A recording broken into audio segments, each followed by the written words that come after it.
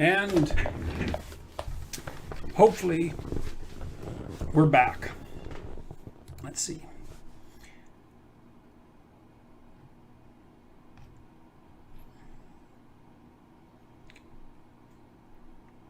Okay.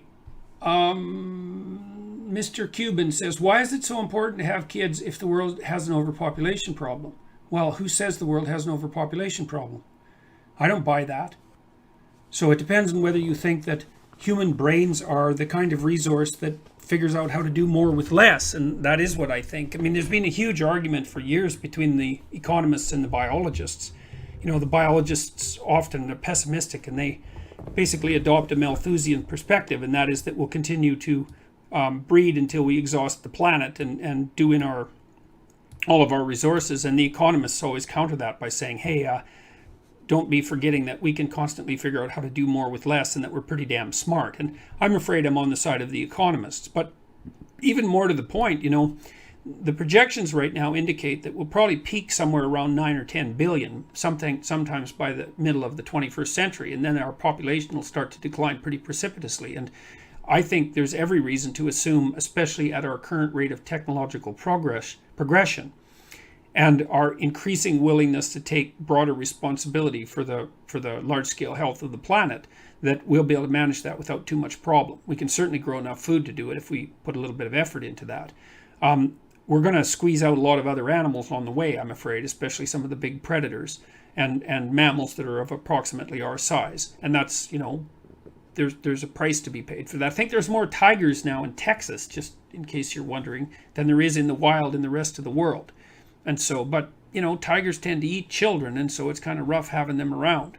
But in any case, I'm not worried that we're going to overpopulate the planet and destroy everything. And I think that that's thinking that basically hasn't advanced since the 1960s, because we are making tremendous progress in pulling people out of the lower echelons of poverty. And there's a lot of terrible resource misuse at the lower echelons of the poverty distribution. So, for example, when people have to cook with wood, you know, that produces a tremendous amount of deforestation, for example, and that kind of thing. And I think we'll get our act together if we're fortunate. We'll peak around 9 billion. That we'll be worrying about depopulation by the time some of the younger people are old. And besides, you have kids because that's part of life. So, and it's the two things aren't related in some sense as far as I'm concerned. So the trick is to have kids that are more good than harm. You know what I mean? Because people aren't only consumers, they're also producers. It's kind of appalling that we regard ourselves as consumers. So, you know, if you're going to have kids, have good kids. Make them smart, make them tough. Help them be tough. You don't really make them. Help them be tough. Help them be smart. Help them be responsible. And then, you know, maybe they'll do good. And that'll be good for the world and people. And like, I'm pro people, man. And so I'm not worried about that. So you know, I heard a university professor once who I also thought was completely reprehensible, who was like lecturing to a group of 18-year-old kids about how he and his wife had only decided to have one child because, you know, they didn't want to overpopulate the world. And I thought that if he'd only managed to reproduce one genetic copy of him, that was probably for the best. But then he told the whole room full of 18-year-olds that they should really think seriously about whether they have kids, and if they have any, they should just have one. And I thought, you son of a bitch, you know, you're so dedicated to the destruction of humanity and so rife with hatred for the human race that you dare to stand in front of kids who are just beginning their lives and say, well, you're a member of such a reprehensible species that the last thing you should do is multiply. It's like, no, sorry, I don't see any wisdom in that at all. And I don't think the world does have an overpopulation problem, and I don't think that there's any evidence that it does. Now, that doesn't mean that we're managing everything that we should manage properly. Like, we're really wreaking havoc on the oceans. But Boyan Slat, who's definitely worth looking up, Boyan, I think it's Boyan and Slaat, Dutch kid, has figured out, he thinks, how to get rid of half the plastic in the oceans in the next 5 years. So you could go support him. That'd be a hell of a thing to do. He's a real genius. And there's lots of ways that the burden that we're placing on our planetary resources is going to be lifted. And the trick is to get out there and do something about it. Like Elon Musk is a good example. It's like, okay, well, maybe we're burning too many fossil fuels, and maybe not, because I think the dangers of carbon dioxide are actually somewhat overstated. And I think there's some decent evidence for that too. But it's hard to sort it out because so much of the climate change argument is predicated on an underlying philosophy such that if you're anti-capitalist, you believe that we're going to burn up the planet. And that's just not helpful, because I can't tell if your science is right or if you're just anti-Western and anti-capitalist.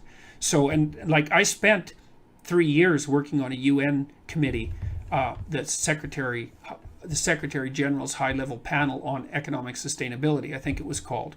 And it produced a report in 2013. And I spent about 3 years reading everything I could get my hands on economic development and environmental sustainability. And the state of the planet is far less dismal than the doomsayers would have you believe.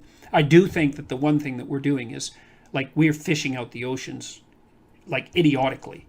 It's really, really awful. And trawling is a very damaging process. And I think that, like, if we left the damn oceans alone for about 15 years, they'd recover. Not the huge fish like tuna, because they take a long time to develop, but oceans would come back really quickly. And, but I think we'll get smart enough to do that sort of thing over the next 50 years, because, human beings aren't stupid, and we've actually only been worried about the planet, let's say, since about 1960. It was only 100 years ago that it was more or less self-evident that the natural world was inexhaustible in comparison to the puny efforts of humanity.